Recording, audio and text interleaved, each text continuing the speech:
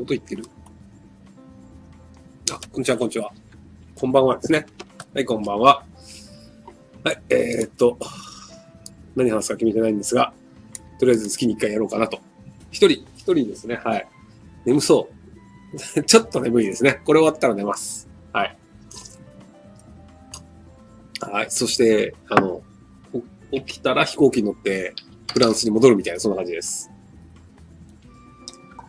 一応月に1回ずつ生放送をしようかな的なふわっとしたルールを自分の中で決めておりまして、なので5月なので1回やっておこうかなと思いました。あ、今日本です。ニコ生男子部の石川と被っとるぞ。ニコ生男子部ってなんだろう。変な服。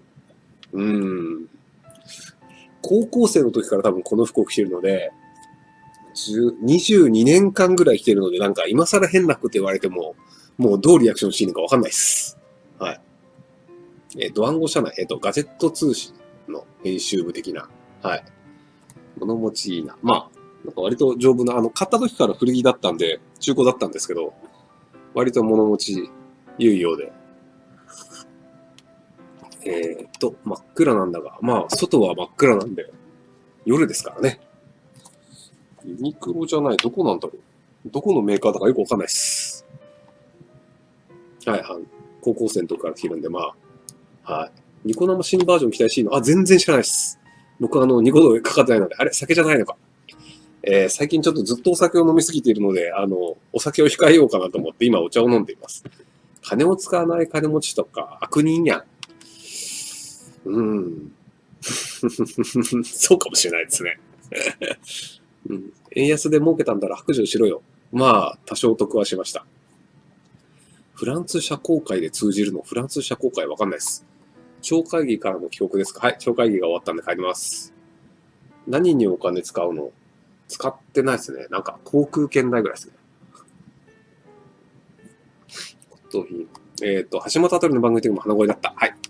風邪をひいて、飛行機で到着して、で、その2時間後から収録みたいな、多分そんな感じだったんで、なので、だいぶ体調良くない的な感じで、なんか北朝鮮のことをテレビ朝日で喋っていました。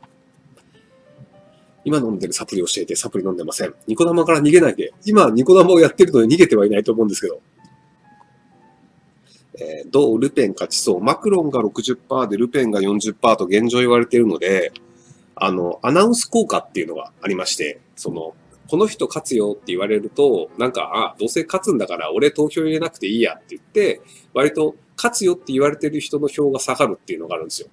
で、ルペン派の人たちは、結構熱心な人が多いので、ルペン派の人は多分当日も 40% を維持していて、で、マクロン派の人の多分8割が投票に行くとすると、48% と、で、それに付随してルペン派が10何%上がったりするので、結構ギリギリになる可能性もあると言われています。ルペン圧勝はないでしょうね。10月中まで。フランスの選挙盛り上がってますか？結果が見えてるので、あんまり盛り上がってない感じですけども、ただマクロンが結構ガチで頑張り始めたっていうのは、マクロンがマクロンっていう白人で、39歳で若手でっていう、割ともともと銀行屋さんで、お金も持ってるし、政治家に大臣もやって、そこそこの評価があってみたいな、割と人生超優秀みたいな感じで育ってる人と、人種差別をする政治家として有名になって、そこの娘として育って、で、子供の頃に家が爆破されたりとか、結構苦労している、弁護士出身のルペンさんっていうおばさんとか対決するっていうのがちょっとフランスでドラマチックな感じなんですけど、まあ、なんだろうね。日本は特に影響ないんじゃないですか。ルペンが勝つのは難しいと思います。一人では飲まないんだよね。僕は一人ではあんま飲まないですね。ニコニコ生放送するときは飲むことありますけど。超会議の感想。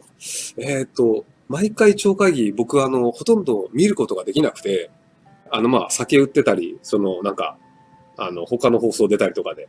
なので、超会議よくわかっていません。はい。橋本の番組でひろゆきの説の方が説得的だった。ありがとうございます。酒控えるとからしくないな。まあ、風邪ひいてますからね。被災地に募金しろ。なんだろうな。被災直後の募金って意味があると思うんですよ。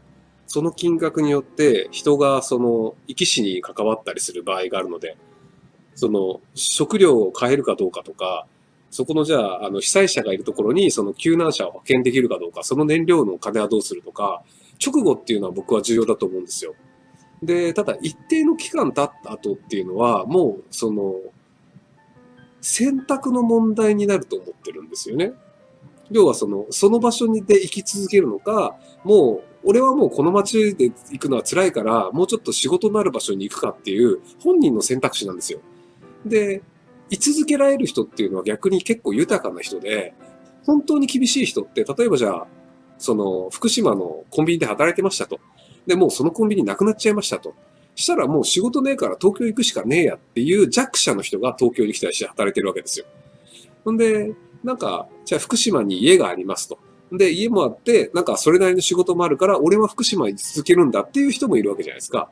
そうすると、その福島に残りたいけど残れなかった人と、余裕があるから残れる人で、本当の弱者って僕残れなかった人だと思うんですよ。で、その災害が終わった後の募金って、結局本当にかわいそうな弱者じゃなくて、残る余裕のある人に対する募金になってる気がするんですよね。なので、なんか、いまいち僕はそれがあんまり正しいかなと思えないっす。はい。だから震災直後は募金しました。はい。まあ、これは別に僕の考え方であって、別に今でも募金したいと思う人がいて、それの人が福島のためだと思うんだったら、それは全然構わないです。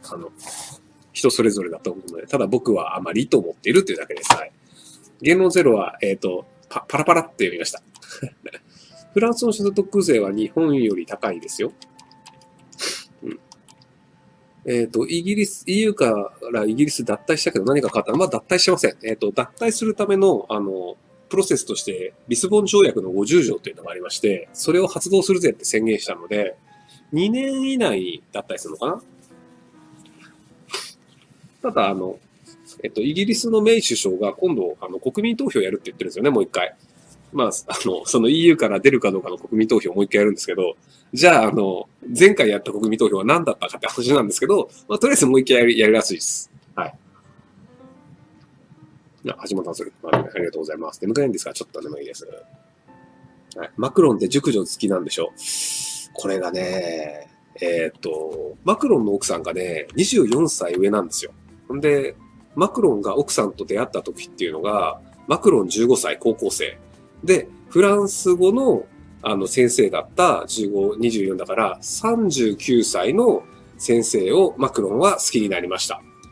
で、同級生が息子だったんですけど、まあそれはさておきで、公式には15歳から付き合ってたことになってるんですよ。あ、違う、公式には18歳。